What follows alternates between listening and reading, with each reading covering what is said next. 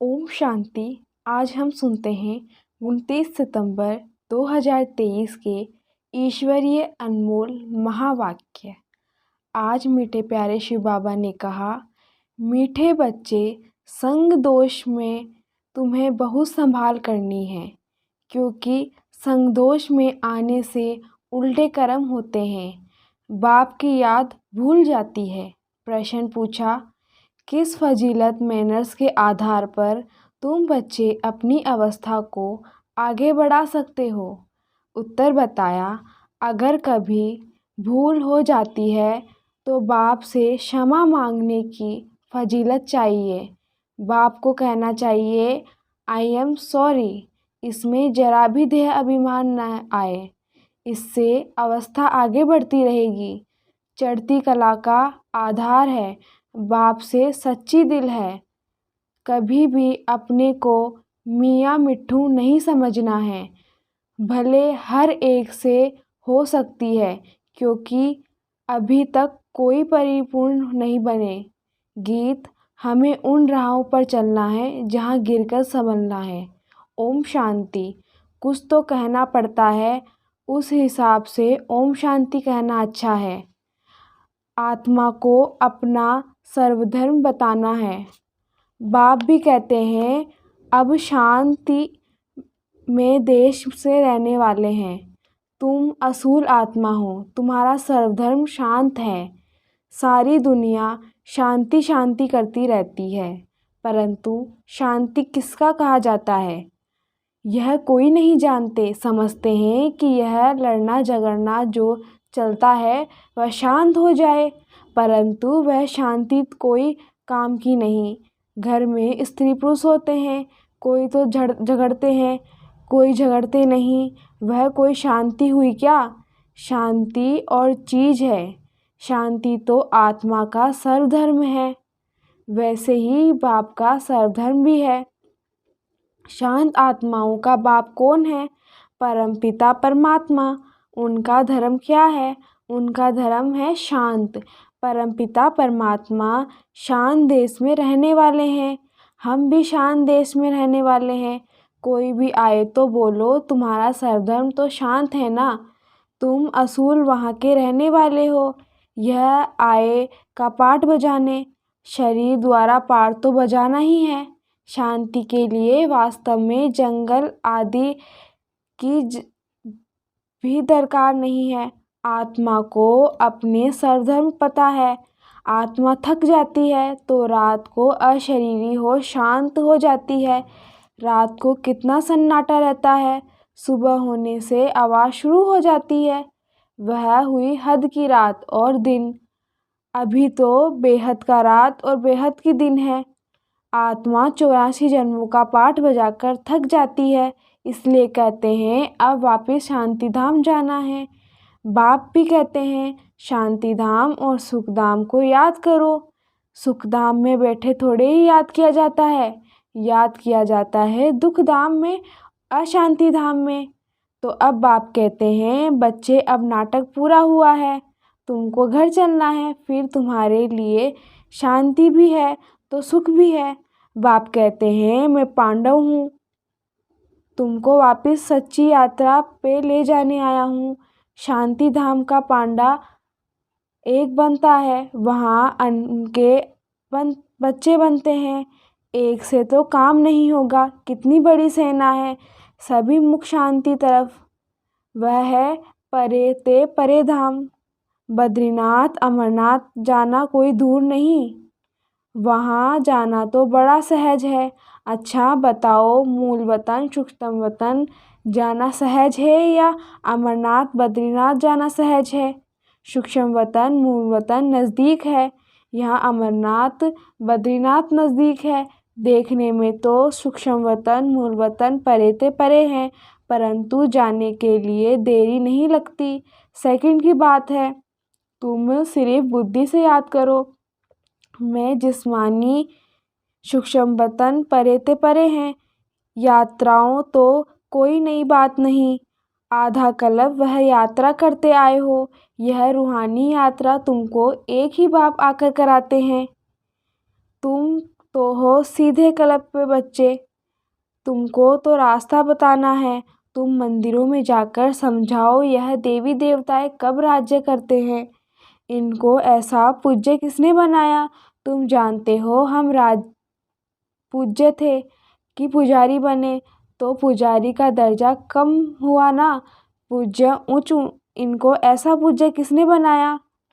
बाप पूज्य बनाते हैं। तुम पूज्य देवी देवता थे, फिर पुजारी बने।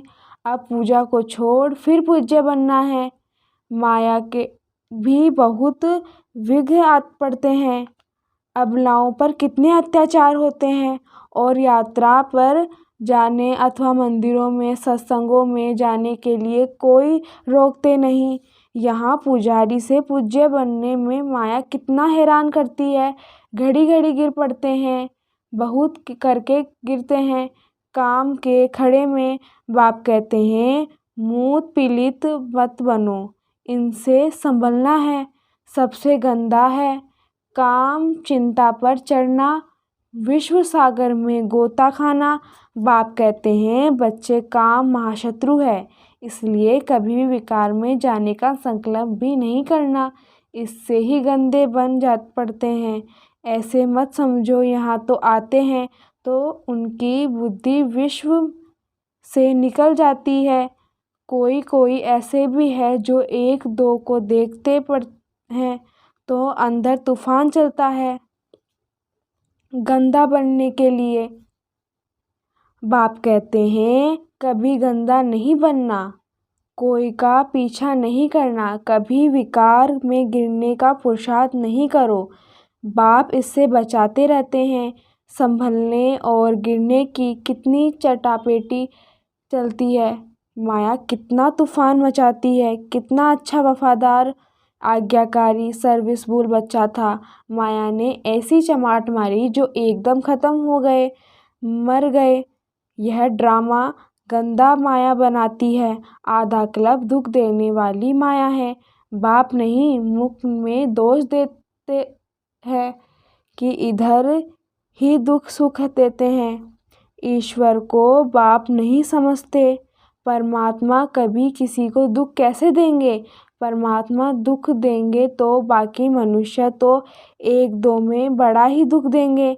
बाप समझाते हैं तुम ही अपने लिए ऐसे कर्म बनाते हो, संग दोष में भी उल्टे कर्म कर लेते हो।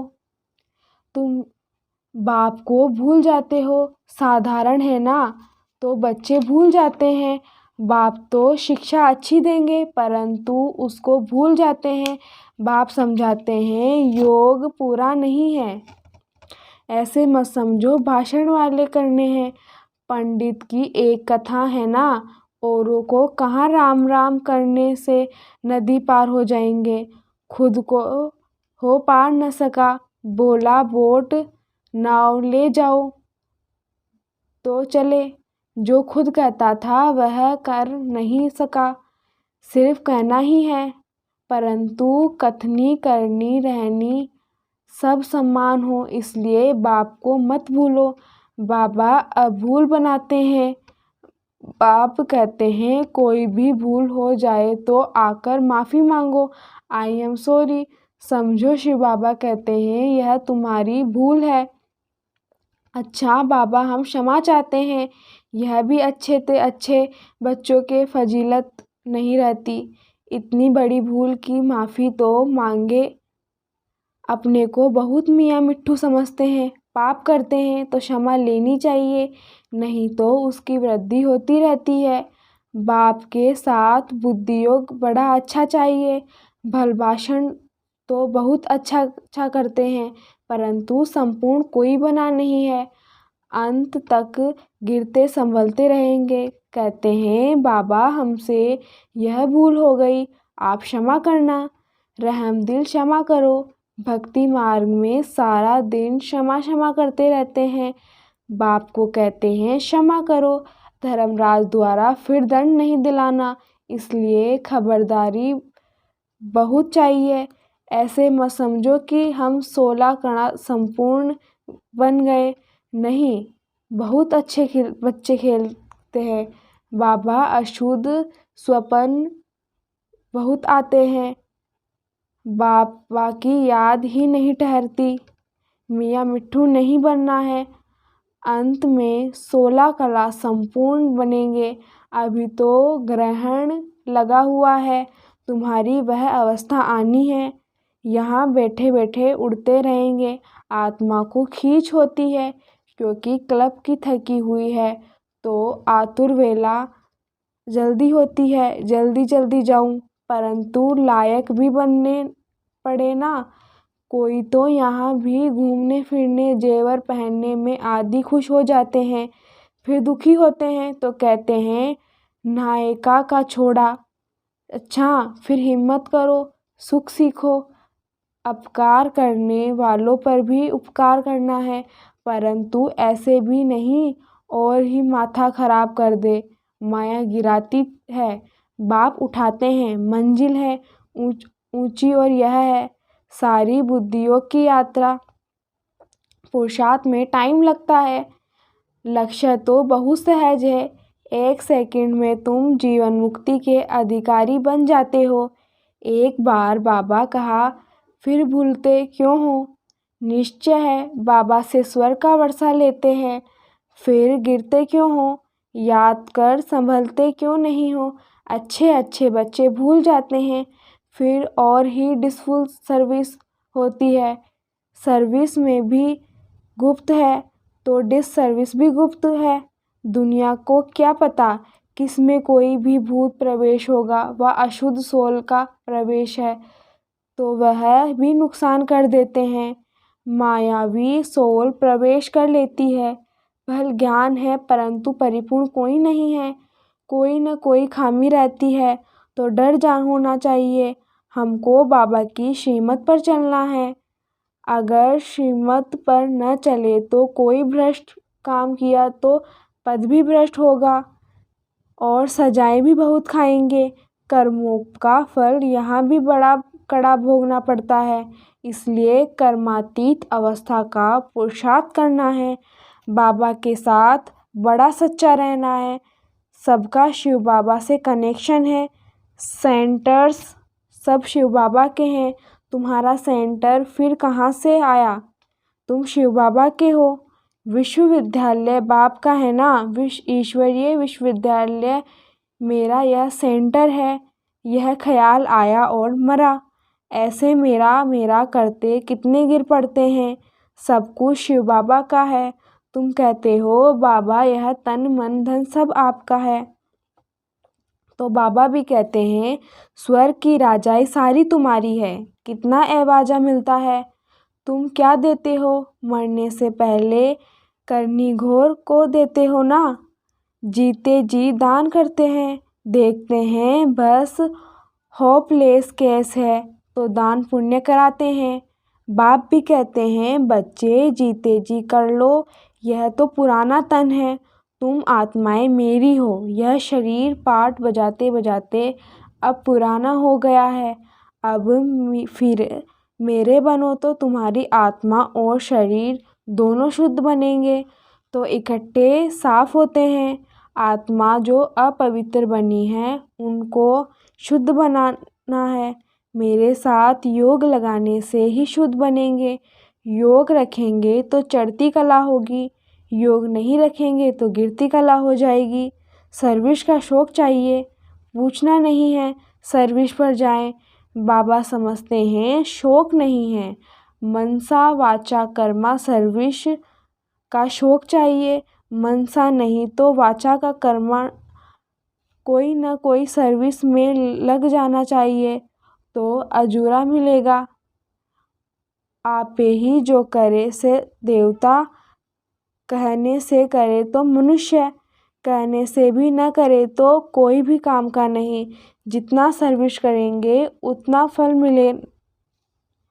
शिव बाबा पूछते हैं बच्चे मेरे को हाथ है, इस तन में शिव बाबा बैठे हैं ना, चिट्ठी लिखते हैं ना। बैल पर सारा दिन थोड़े ही सवारी करेंगे, बैल थक जाते हैं तो उनकी आंखों में पानी आ जाता है। यहाँ तो आंसू आने की बात नहीं, इनको तो सर्विस करनी है। बच्चों को समझाते हैं मामेकम याद करो, यह शिव बाबा कहते हैं। इनकी आत्मा भी सुनती है। यह तो बिल्कुल सहज है। बेहद का बाप है, स्वर्ग का रचयिता। बाबा आते हैं स्वर्ग की स्थापना, नरक का विनाश कराने। महाभारत भी लड़ाई सामने खड़ी है। यादव कौरव पांडु भी है। तुम जानते हो अब खेल पूरा होता है। बाबा लेने आया है। सिर पर विक्रमों का बोझा बहुत है। याद नहीं करेंगे तो महारानी महाराजा नहीं बन सकेंगे। है ही यह राजयोग, न कि प्रजा योग।